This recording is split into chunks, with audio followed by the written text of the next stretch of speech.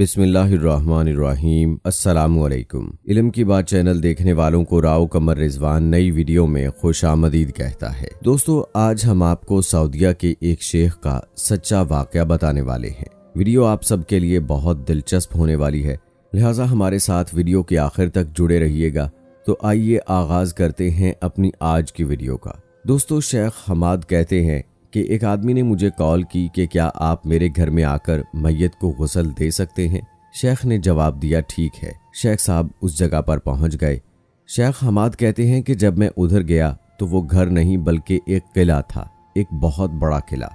Main दरवाजे से दाखिल होने के बाद भी आपको 5 मिनट लग जाते हैं। दोस्तों, आप जरा तसव्वुर करें कि वो घर कितना बड़ा होगा। शेख मेन दरवाजे से अंदर गए तो अंदर बागात वगैरह और सब कुछ था।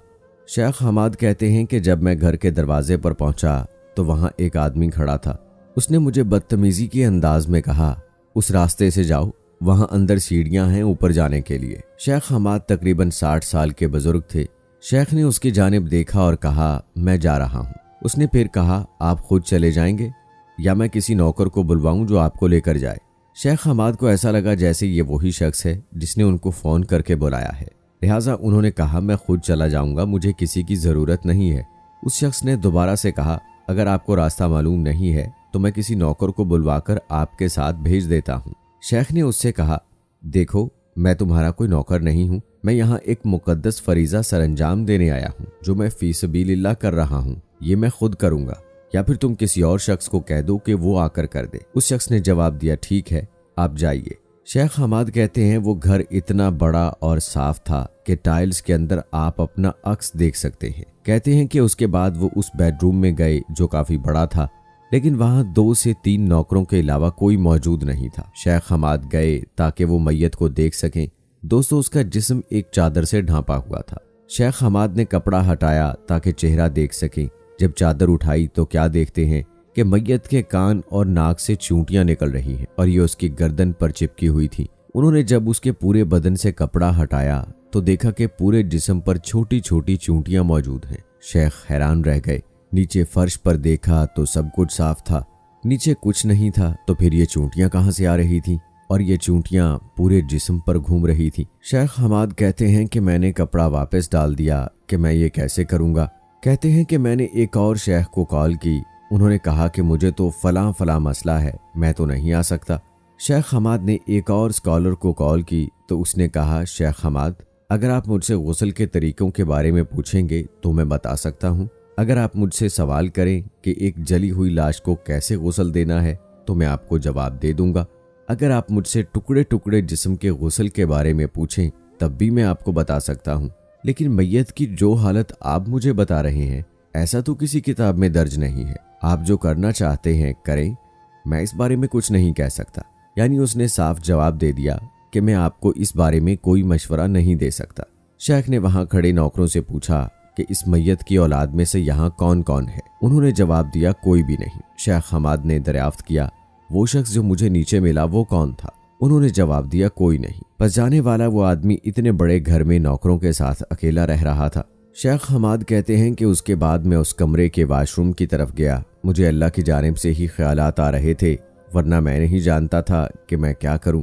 मैंने उस वाशरूम के टब को पानी से भर दिया और नौकरों की मदद से उस मैयत को टब में रख दिया। ये करने से उस मैयत के जिस्म पर मौजूद चूंटियां पानी के ऊपर तैरने लगी। शेख हमाद ने ये अमल कई बार दोहराया ताकि जिस्म से चूंटियां अच्छे से साफ हो जाएं। फिर उन्होंने मैयत के जिस्म का मसा किया तो फिर सारी चूंटियां चली गईं। मगर वो हैरान थे कि इतने बड़े घर में जो साफ सुथरा है, चूंटियां उस मैयत पर कैसे आ गई। ना ही वहां ऐसा कोई सुराख मौजूद था जहां से चूंटियां आ जाती। बहरहाल उन्होंने मैयत को पानी से निकालकर दोबारा बिस्तर पर रखा।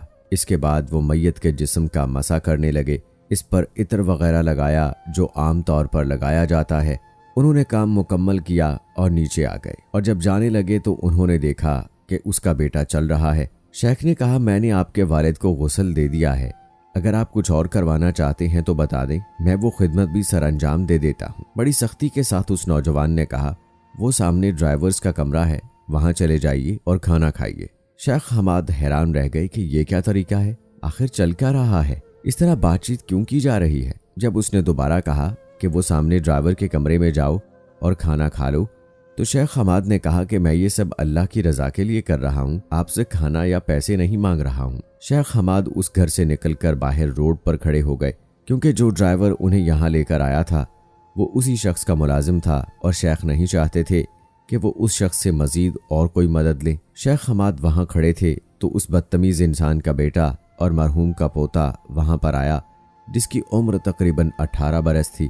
उसने देखा कि शेख रोड पर खड़े हैं तो वो उनके करीब आया और नरमी से बातें करने लगा। कहने लगा, मैं माफ़ी चाहता हूँ, इस हालत पर मैं अपनी गाड़ी लाता हूँ और आपको छोड़ आता हूँ। शेख हमाद कहते हैं कि मेरे मना करने के बावजूद वो अपनी गाड़ी ले आया और मुझे अपनी गाड़ी के अंदर बैठा लिया। अमूमन दोस्तों की ये आदत होती है कि जब वो अच्छा या बुरा देखते हैं तो ये जानने की कोशिश करते हैं कि आखिर इसके पीछे क्या वजूहात हो सकती है। चुनांचे शेख हमाद ने यह जानना चाहा कि आखिर ये आदमी ऐसा क्या करता था कि इसके साथ मरने के बाद भी ये सलूक हो रहा है। शेख हमाद ने उस लड़के से कहा, सुनो बेटे, ये शख्स कौन था जिसे मैंने गुस्ल दिया? उस नौजवान ने जवाब दिया, ये मेरे दादा थे। हम सभी जानते थे कि इनके जिस्म से चींटियां निकल रही हैं, चुनांचे हम उनके करीब बिल्कुल नहीं गए थे क्योंकि हम नहीं जानते थे कि क्या किया जाए।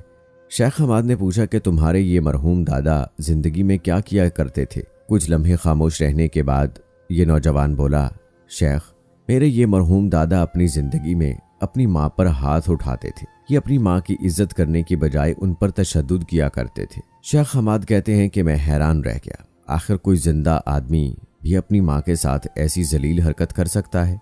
उस लड़के ने मजीद बताया कि मेरे दादा की माँ के चेहरे पर जख्म तक नजर आया करते थे। उनके चेहरे, हाथों, पाँव और जिस्म पर मुस्तकिल जख्मों के निशान बने हुए थे। फिर वो लड़का बोला, मेरे वालिद जो उस शख्स के बेटे हैं खुद दादी को पुलिस स्टेशन ले गए ताकि पुलिस स्टेशन में उनकी रिपोर्ट दर्ज करवाई जा सके, और जब भी पुलिस ऑफिसर उनसे ये पूछता कि क्या हुआ है तो वो यही कहती कि सीढ़ियों वगैरह से गिर गई थी। उस माँ ने कभी भी अपने बेटे के खिलाफ बात ना की, हालांकि ये मार धाड़ हर हफ्ते हुआ करती थी और पुलिस भी ये जान गई थी कि इस घर में ये सब कुछ हो रहा है, लेकिन अपने बेटे के खिलाफ कुछ नहीं बोलती थी और इसके बेटे भी कुछ नहीं कर पा रहे थे। और जो शख्स ये सब हरकतें कर रहा था वो इनका बाप था। चुनांचे जब ये शख्स फौत हुआ तो इनका सगा बेटा, ना पोता, ना नौकर, हत्ता के घर का कोई फर्द भी उसकी मदद करने के काबिल ना था। और इस पर अल्लाह पाक ने चींटियों का अजाब भेजा। कोई नहीं जानता था कि ये चींटियां कहां से आई हैं और क्यों उसके जिस्म को काट रही हैं। दोस्तों, एक हदीस में आता है कि मुर्दे की हड्डियां तोड़ना ऐसा ही है जैसा किसी जिंदा की हड्डियों को तोड़ा जाए, यानी मुर्दा भी वही दर्द महसूस करता है जो एक जिंदा शख्स करता है। तो जरा उस शख्स के बारे में सोचिए जिस शख्स के नाक और कान से चींटियां बाहर निकल रही थी, अंदर आ रही थी, उसके पूरे जिस्म पर काट रही थी। सोचिए कि उस पर क्या गुजर रही होगी। एक जिंदा आदमी तो चीख कर अपने दर्द को बयान कर सकता है, लेकिन मुर्दा तो कुछ भी नहीं कर सकता, हाँ, मगर दर्द का एहसास वहीं मौजूद है। चुनांचे इस बात पर तो तमाम उलमा का भी इत्तफाक है कि वालिदैन के साथ किए गए सलूक का बदला न सिर्फ आप आखिरत बल्कि दुनिया में भी देखते हैं। अल्लाह पाक से दुआ है कि अल्लाह ताला हमें वालिदैन की फरमाबरदारी करने की तौफीक अता फरमाए, आमीन या रब्बुल आलमीन। तो दोस्तों, ये थी हमारी आज की वीडियो। अपने वालिदैन की सेहत और तंदुरुस्ती की सलामती के लिए और जिनके माँ बाप इस दुनिया से जा चुके हैं उनके जन्नतुल फिरदौस में मकाम के लिए आमीन ज़रूर लिखिए। मुझे अगली वीडियो तक इजाज़त दीजिए। फ़ी अमानिल्लाह।